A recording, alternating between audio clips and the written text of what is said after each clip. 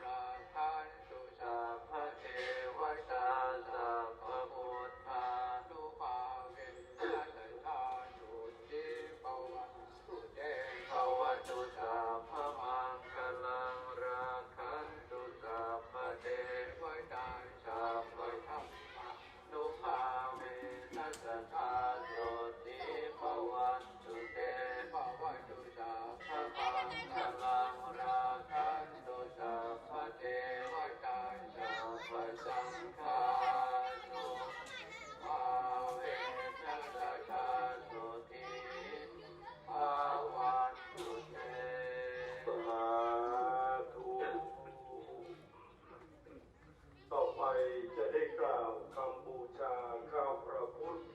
และกล่าวคำถวายภัตตาหารจตุปัจจัยไตรธรรมแด่พระสงฆ์นะครับขอเชิญทุกท่านได้ตั้งนะโมสามจบพร้อมกันแล้วเชิญว่าตามครับนะโมตัสสะภะคะวะโตอะระหะโตสัมมาสัมพุทธัสสะนะโมตัสสะภะคะวะโตอะระหะโตสัมมาสัมพุทธัสสะนะโมตัสสะภะคะวะโตอะระหะโตสัมมาสัมพุทธัสสะอิมังสุปะพยัญชนะสัมปันนังสาลีนังโภชนังอุทธกังวรังพุทธัสสะปูเชมะอิมานิมะยังพันเตพัตตานิสัปริวารานิภิกขุสังคัสสะโอโนชยามะสาธุโนพันเตภิกขุสังโฆอิมานิพัตตานิสัปริวารานิปฏิคันหาตุอัมหากันเจวะมาตาปิตุ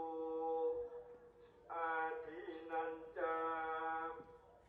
ยาตกานัง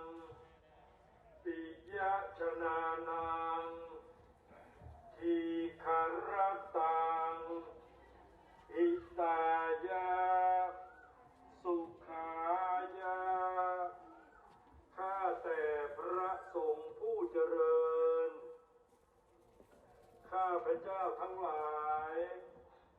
ขอน้อมถวายภัตตาหารพร้อมทั้งของบริวารทั้งหลายเหล่านี้แด่พระภิกษุสงฆ์ขอพระภิกษุสงฆ์จงรับภัตตาหารพร้อมทั้งของบริวารทั้งหลายเหล่านี้ของข้าพเจ้าทั้งหลายเพื่อประโยชน์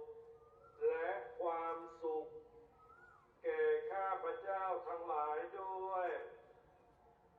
แก่ญาติผู้เป็นที่รักของข้าพเจ้าทั้งหลายมีมารดาบิดาเป็นต้นด้วยตลอดกาลนานเทอ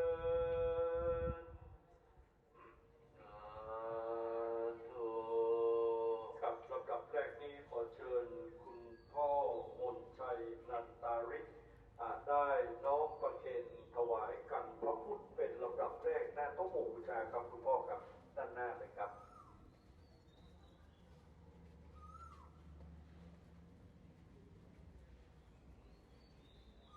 จากนั้นขอเชิญ